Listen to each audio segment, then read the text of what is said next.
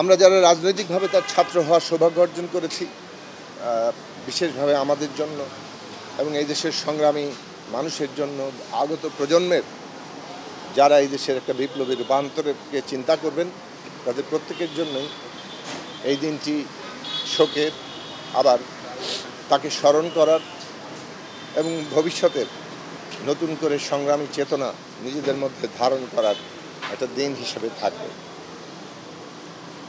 এই দেশের ইতিহাস চর্চা, রাজনীতি চর্চা, সমাজ চর্চা, সামাজিক রাজনৈতিক পরিবর্তনের চর্চা যুগ যুগ ধরে বদরুদ্দিন উমরের কাছে ঋণী থাকে।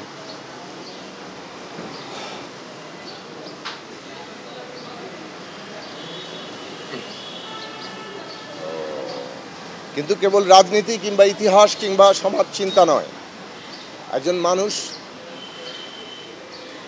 নিজের সমস্ত জীবনব্যাপী মানুষের সংগ্রামে, মানুষের মুক্তির স্বপ্নে কিভাবে নিয়োজিত করতে হয় তার দৃষ্টান্তের জন্য বহু প্রজন্ম তার কাছে ফিরে আসবেন। আমাদের মতো আমাদের আগের, আমাদের পরের অনেক প্রজন্ম মেরুদণ্ড সোজা করে সবভাবে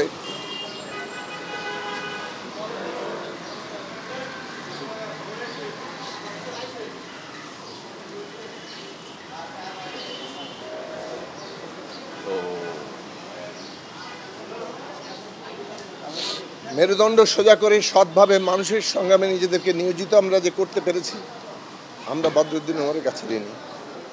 বাংলাদেশের মানুষের মুক্তির সংগ্রাম চলছে, এই মুক্তির সংগ্রাম বারবার বদরুদ্দিন উমরের কাছে ফিরে আসবে।